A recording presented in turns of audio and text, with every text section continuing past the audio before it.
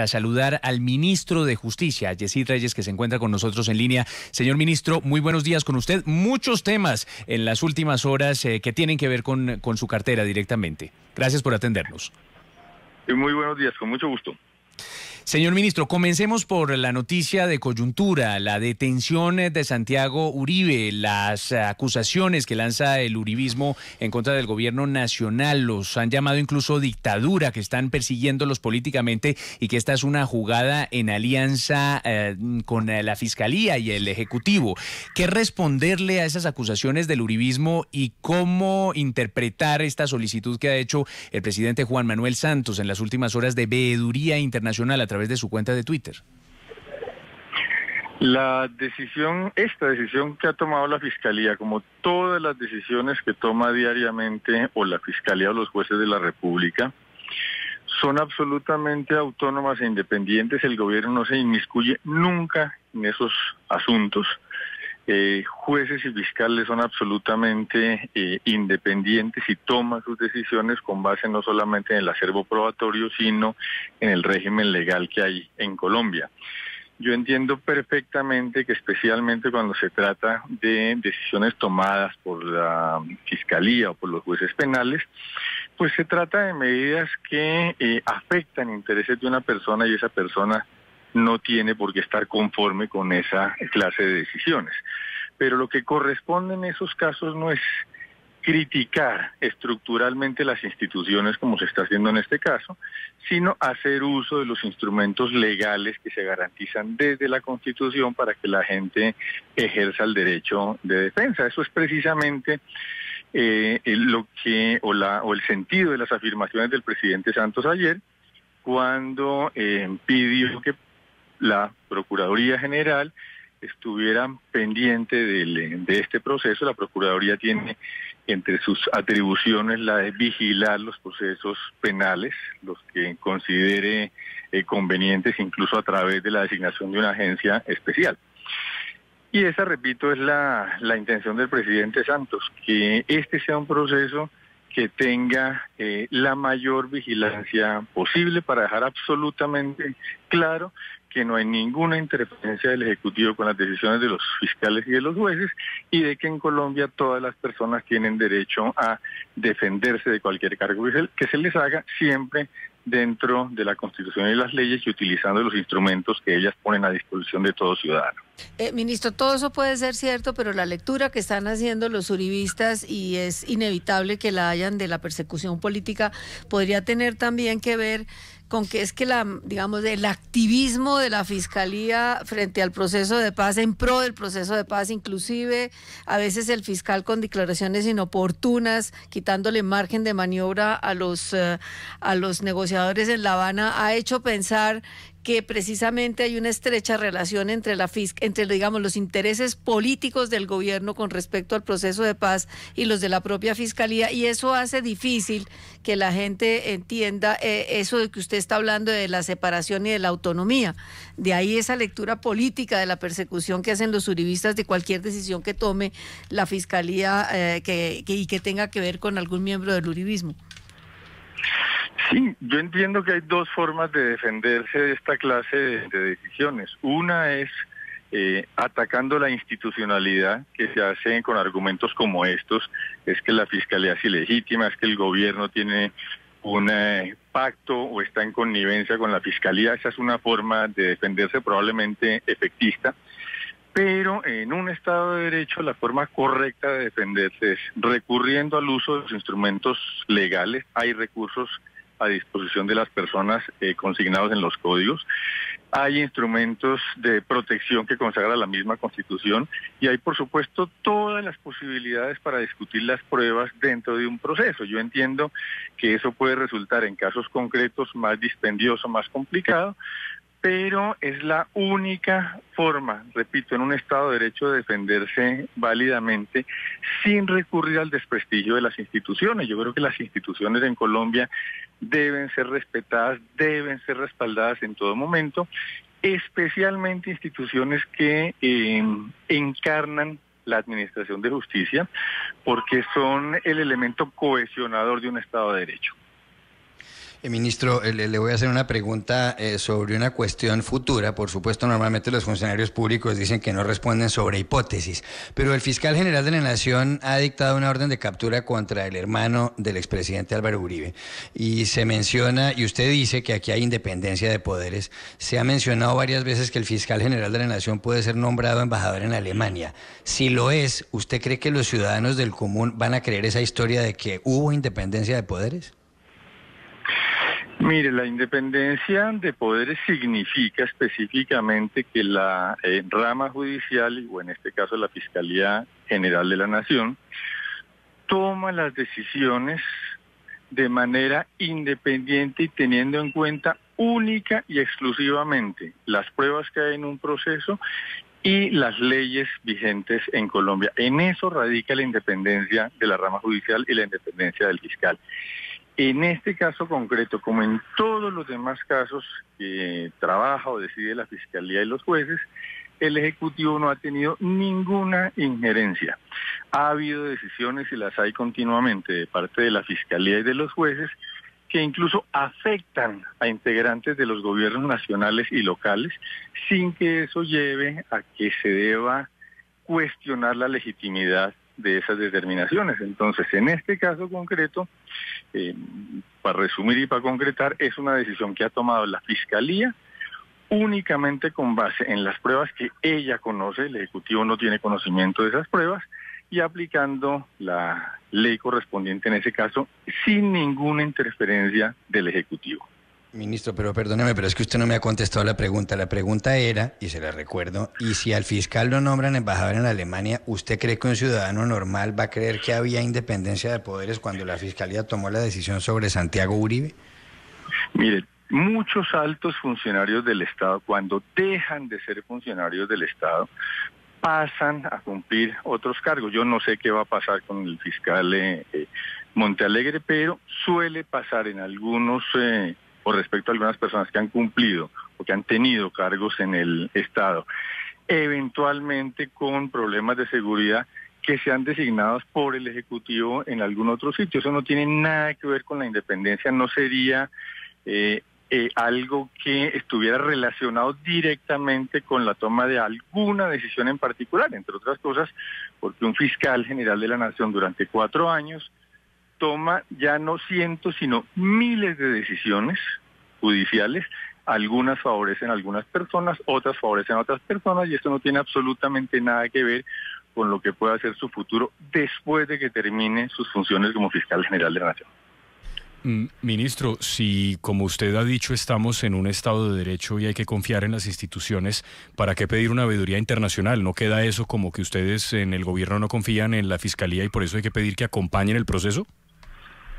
El gobierno confía plenamente en la Fiscalía, pero hay un grupo de personas que está diciendo que esta decisión de la Fiscalía está respaldada, avalada, impulsada desde el Ejecutivo, lo cual no es cierto.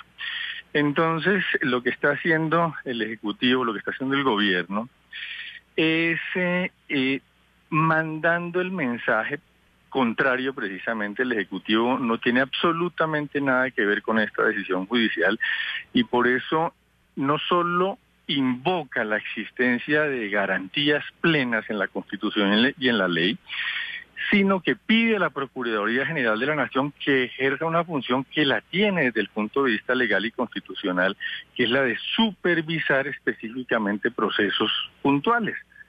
La Procuraduría puede seleccionar, si lo considera conveniente, uno o varios procesos para hacerles un seguimiento muy puntual, para nombrar un agente especial que, digamos, extreme las medidas de vigilancia para estar absolutamente seguros de que se va a respetar el derecho de defensa y el debido proceso en un caso específico. Eso es precisamente lo que se está haciendo en este caso, para corroborar, para que no quede ninguna duda de que el Ejecutivo es absolutamente ajeno a esta situación. Sí. Se ha pedido la intervención de instituciones como la Procuraduría General de la Nación para que a la ciudadanía en general y al señor Santiago Uribe le quede la tranquilidad de que sus derechos fundamentales y el debido proceso y el derecho de defensa se van a respetar muy puntualmente en este caso, incluso con la supervisión de la Procuraduría General de la Nación.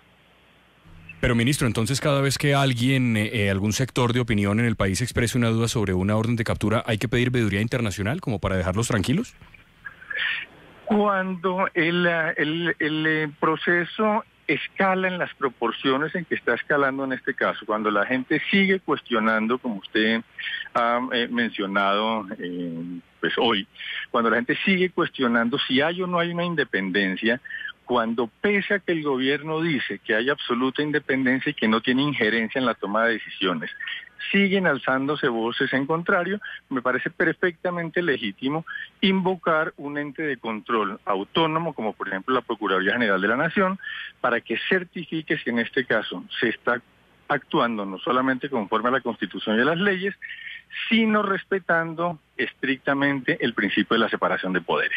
Ministro, hace unos días se estudiaba la posibilidad o se hablaba de que el exministro Diego Palacio podría eventualmente acogerse a los mecanismos del sistema tradicionalmente mediante una interpretación bastante rebuscada de su participación indirecta en el conflicto. En el caso de Santiago Uribe, que sí sería mucho más clara su participación por aquella vinculación con grupos paramilitares, ¿usted piensa que sería el tercero civil perfecto para presentarse al Tribunal Especial de Paz? Pues mire, como dije yo en esa época, cualquiera tiene la posibilidad de postularse ante la Jurisdicción Especial para la Paz con interpretaciones más simples o más rebuscadas. Digamos que hay una libertad absoluta de postulación a partir del principio general que consagra la Jurisdicción Especial para la Paz, que es el de ocuparse de hechos cometidos durante y en relación con el conflicto armado. La decisión de qué casos específicamente van a entrar a la Jurisdicción Especial para la Paz y cuáles no, depende de un análisis individual de cada uno de esos casos que tampoco le corresponde al Ejecutivo, sino le corresponde a esa Jurisdicción Especial para la Paz. Va a haber una sala en esa jurisdicción que es la Sala de Reconocimiento y Verdad, ante la cual no solo va a llegar toda la información que hay hoy en día en el país en relación con hechos cometidos durante el conflicto armado, sino que a esa sala también se puede postular cualquiera que crea que tiene derecho a formar parte de la Jurisdicción Especial para la Paz. Y esa sala va a revisar caso por caso para determinar si tienen o no tienen una relación específica con el conflicto y por consiguiente pueden ingresar a esa jurisdicción. Señor ministro, y ahora que hablamos justamente de la justicia transicional, que María Elvira le pregunta por el Tribunal Especial, sabemos aquí en RCN Radio que ayer sostuvieron usted, el presidente de la República, el fiscal y los presidentes de las altas cortes, junto con Juan Carlos Henao y Manuel José Cepeda, y además el jefe negociador Humberto de la Calle, una importante reunión, que surge además en un momento crucial para la justicia transicional, porque han venido críticas muy serias por parte del expresidente Andrés Pastrana, de algunos juristas, en torno a los vacíos que pudieron haber quedado de esa justicia transicional, que también dicen algunos puede estar llamada a reemplazar la institucionalidad colombiana. ¿Se tomó alguna decisión importante en esa reunión de ayer, ministro? En la primera parte de la reunión hubo una exposición del doctor Humberto de la Calle, de Juan Carlos Henao y de Manuel José Cepeda sobre lo que podríamos llamar el estado actual del tema en materia de Jurisdicción Especial para la Paz, como para tener actualizados a todos los presentes. Y después se abordó un tema que es muy importante, que tiene que ver con la transición de los casos que hacen parte hoy en día de la jurisdicción ordinaria y van a tener que emigrar a la Jurisdicción Especial para la Paz. Esa es una tarea muy importante, pero especialmente compleja por la cantidad de investigaciones que deben pasar de una jurisdicción, la ordinaria, a la especial para la paz. Pero es especialmente importante porque el primer gran filtro de casos que van a llegar a la Jurisdicción Especial para la Paz lo hacen la Fiscalía General de la Nación y, por supuesto, jueces y magistrados. Es la Fiscalía, por ejemplo, la que más carga va a tener en ese caso, porque en la Fiscalía se concentran la mayoría de las investigaciones penales que tienen que ver con el conflicto armado. A la Fiscalía le corresponde entonces la organización de toda esa información, la agrupación de toda esa información por temas, por casos, para poderlos enviar de la manera más ordenada posible a la Jurisdicción Especial para la Paz. Ese fue el tema que en materia de justicia transicional nos ocupó ayer, y la forma como debe hacerse ese trámite o ese tránsito de la jurisdicción ordinaria a la Jurisdicción Especial para la Paz. Muy bien, ministro, y decíamos que por su despacho pasan en estas últimas horas unos temas tremendamente importantes. Hay uno en el que nos gustaría conocer su opinión, señor ministro, porque se habla de la crisis de la Corte Suprema de Justicia, de la falta de consensos para llegar a acuerdos alrededor de las vacantes que hay unas 6 vacantes y podrían ser 7, lo que complicaría adicionalmente la elección del fiscal general de la Nación, de la politiquería en últimas en algunas de esas altas cortes. Ese es un tema que le preocupa al ministro de Justicia. Hay un llamado para hacerle a la Corte Suprema de Justicia en ese sentido, y la posibilidad además de que nos quedemos de repente varios meses con un fiscal interino precisamente por esa falta de acuerdos en la Corte. Pues es un tema que nos preocupa a todos, incluida a la propia Corte Suprema, por supuesto. El Consejo de Estado tuvo una situación similar hace unos años y finalmente consiguió superarla, y hoy en día tiene nombrada prácticamente la totalidad de sus consejeros. La Corte Suprema de Justicia se está reuniendo cada vez con más periodicidad para tratar de elegir no solamente el presidente de esa corporación para este año, sino los magistrados que faltan, como dice usted, por elegir. Y confiamos en que muy rápidamente la Corte Suprema de Justicia pueda superar los problemas que tiene frente a la elección, que se designe un nuevo presidente de la corporación, que se suplan las vacantes para que todo vuelva a la normalidad.